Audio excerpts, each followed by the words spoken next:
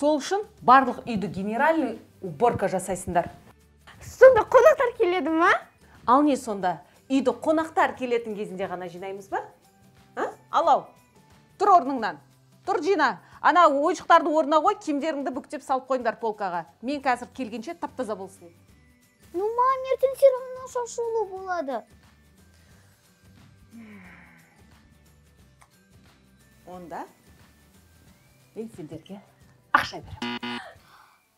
Бірақ алдымен үйді жинаңдар.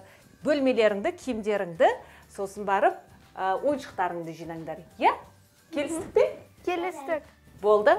Онда мен кеттім. Ура!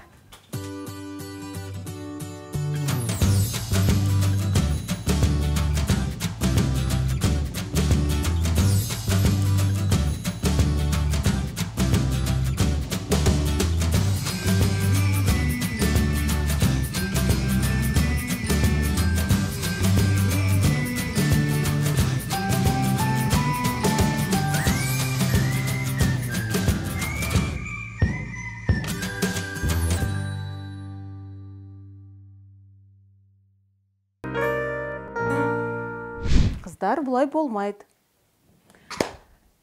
Мен сендерге қазір үйретем, қалай жинау керектігін. Бірге жинайық, е? Кет.